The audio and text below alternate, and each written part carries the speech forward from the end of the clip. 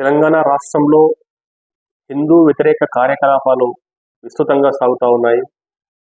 ఈరోజు ఆసిఫాబాద్ జిల్లా జైనూరులో సభ్య సమాజం తలదించుకునేటువంటి ఒక దుర్ఘటన చోటు చేసుకోవడం చాలా దారుణం. ఒక మహిళపై అత్యాచారానికి యత్నించి ఆమె ప్రతిఘటించడంతో బండరాళ్లతో మోది ప్రాణాపాయ స్థితిలో వదిలేసి చనిపోయిందని చెప్పేసి అక్కడ నుంచి ఆమె పైన ఉన్నటువంటి నగలు మొత్తం కూడా తస్కరించి వెళ్ళిపోయినటువంటి దుర్ఘటన సభ్య సమాజానికి, మహిళా లోకానికి తలవంపుగా ఉంది. ఈ యొక్క దాడిని నిరసిస్తూ అక్కడ ఉన్నటువంటి జైనూరులో గిరిజనులు ఆందోళన నిర్వహిస్తే దానికి ప్రతిగా ముస్లిం సమాజం మొత్తం కూడా హిందువుల ఇళ్లపై దాడి చేసి తిరగబడి తగలబెట్టడం అనేది అత్యంత దారుణం. అత్యాచారానికి ప్రయత్నించడమే కాదు, హత్య చేయడానికి ప్రయత్నించడమే కాదు, పైగా నిందితులందరూ కూడా ఒక్కటై బాధితులపై దాడి చేయడం అనేది దుర్మార్గం. దీన్ని అక్కడ ఉన్నటువంటి పోలీసులు కూడా వత్తాసు పలికే విధంగా నిందితులకే సపోర్టు చేసేటువంటి దుర్మార్గమైన చర్య పోలీసులు కూడా అవలంబిస్తూ ఉన్నారు. ఇంతటి ఘోరమైనటువంటి విపత్కర పరిస్థితులు ఉన్నప్పటికీ రాష్ట్రంలో ఎటువంటి మానవ హక్కులు కావచ్చు, మహిళా సంఘాలు కావచ్చు, గిరిజన సంఘాలు కావచ్చు, ఎవరు కూడా స్పందించకపోవడం అనేది దుర్మార్గము.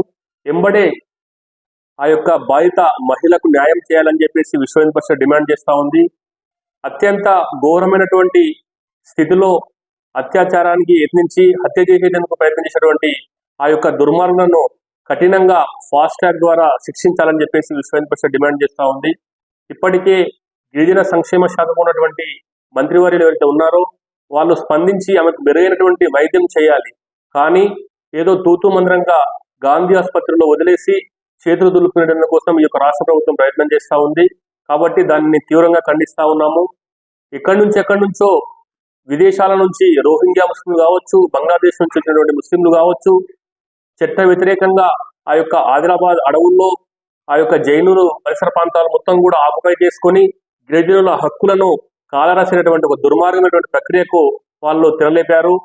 గిరిజనుల సంప్రదాయాన్ని ధ్వంసం చేసినటువంటి ఒక దుర్మార్గమైనటువంటి రాక్షస క్రీడ ఈ ముస్లింలు సాగిస్తూ ఉన్నారు. వారికి వత్తాసు పలికే విధంగా అక్కడున్నటువంటి డిఎస్పీ, ఎస్పీ, మిగతా పోలీస్ అధికారులు కూడా నిందితులకు వత్తాసు పలుకున్నటువంటి దుస్థితి ఈ రాష్ట్రంలో కొనసాగుతూ ఉంది. కాంగ్రెస్ ప్రభుత్వం హిందూ వ్యతిరేక విధానాలకు అవలంబిస్తుండడానికి ఇది ఒక చక్కటి ఉదాహరణ. ఎంబడే ఎవరైతే దాడికి పాల్పడ్డారో వారిని కఠినంగా శిక్షించి బహిరంగంగా ఉరి తీయాలని చెప్పేసి విశ్వ హిందూ పరిషత్ డిమాండ్ చేస్తూ ఉంది. ఈరోజు చట్ట విరుద్ధంగా 1/17 దగ్గర ఉన్నటువంటి యాక్టును ఉల్లంఘించి అక్కడ నివసిస్తున్నటువంటి ముస్లింలను ఆ ప్రాంతం నుంచి ఖాళీ చేయాలని చెప్పేసి విశ్వ హిందూ పరిషత్ డిమాండ్ చేస్తూ ఉంది. అదేవిధంగా గిరిజన సంస్కృతి సంప్రదాయాలపై దాడి చేసి భయంకరమైనటువంటి రీతిలో కత్తులు, కర్రలు, మారణాయుధులతో పడుతుంటే నిరంతరం రావణ కాష్టంలో రగిలిపోతున్నటువంటి జైనూరును కాపాడాల్సినటువంటి పోలీసు యంత్రాంగం, అధికార యంత్రాంగం, ప్రభుత్వం కూడా ఓటు బ్యాంకు రాజకీయాలకు కక్కుర్తిపడి ఎటువంటి చర్యలు తీసుకోకపోవడం అనేది దారుణం అని చెప్పేసి విశ్వ హిందూ పరిషత్ తీవ్రంగా ఆక్షేపిస్తూ ఉంది. కాబట్టి ఇప్పటికైనా కూడా గిరిజన సమాజానికి, గిరిజన మహిళా లోకానికి అండగా ఉండేందుకోసము కఠినమైనటువంటి చర్యలు తీసుకోవాలి, కఠినమైనటువంటి చట్టాలను అమలు చేయాలని చెప్పేసి విశ్వ హిందూ పరిషత్ డిమాండ్ చేస్తూ ఉంది. అసలు ముస్లింలకు అక్కడ నివసించేటువంటి హక్కు ఎక్కడి నుంచి వచ్చింది? గిరిజనుల యొక్క హక్కులను కాలరాసినటువంటి ఒక దుర్మార్గమైనటువంటి చర్య చట్ట వ్యతిరేకం. కాబట్టి ఈ విషయంలో ప్రభుత్వాలు, పోలీసులు, చట్టం కూడా ఆలోచించి నిర్ణయాలు తీసుకోవాలి. ఈరోజు తమ పిల్లలను పాఠశాలకు వదిలేసి ఆటోలో వస్తున్నటువంటి ఒక లీలా అనేటటువంటి మహిళను అత్యంత దారుణంగా హత్య చేసేందుకు కోసం ప్రయత్నం చేసి అత్యాచారం చేసేందుకు ప్రయత్నం చేసినటువంటి దుర్మార్గులను వెంబడే కఠినంగా బహిరంగంగా ఉరితీస్తే సభ్య సమాజం కూడా విస్తుపోయే నిర్ణయాలు తీసుకోవాలని చెప్పేసి ఈ రోజు విశ్వ హిందూ పరిషత్ డిమాండ్ చేస్తూ ఉంది. లేదంటే రాను రాను ఈ రాష్ట్రంలో మహిళలకు ఈ యొక్క ముస్లింల వల్ల పెను ప్రమాదం పొంచి ఉందనేటటువంటి విషయాన్ని ప్రతి ఒక్కరు గమనించాలి. ఈరోజు ముస్లిం అయితే ఒక విధం, హిందూ అయితే ఒక విధానం, లేకపోతే సిక్కు అయితే ఒక విధానము, ఆ విధంగా మతాల వారిగా న్యాయాన్ని నిర్దేశించి ఈ యొక్క పోలీసు యంత్రాంగం నిశ్చేష్టులుగా వ్యవహరించినటువంటి వైనాన్ని విశ్వ హిందూ పరిషత్ తీవ్రంగా ఖండిస్తుంది. ఓటు బ్యాంకు రాజకీయాలకు కక్కుర్తిపడి మతం ఆధారంగా చట్టాలను ఉపయోగించడం అనేది దుర్మార్గం. ఈరోజు ఏ విధమైనటువంటి హక్కుతో వాళ్ళు అక్కడ జీవిస్తా ఉన్నారు. ముస్లింలు ఏమైనటువంటి హక్కుతో అక్కడ వ్యాపారం చేస్తా ఉన్నారు. హిందువులందరినీ కూడా భయభ్రాంతులు సృష్టిస్తూ మారణాయుధాలు తలపిస్తుంటే పోలీసులు ఏమాత్రం అరెస్ట్ చేయకుండా, ఏమాత్రం కూడా శిక్షించకుండా హిందువులపైనే దాడి చేసేందుకోసం పురిగొల్పే విధంగా వ్యవహరించడం అనేది అక్కడ ఉన్నటువంటి స్థానిక డిఎస్పీకి ఏమాత్రం తగదు.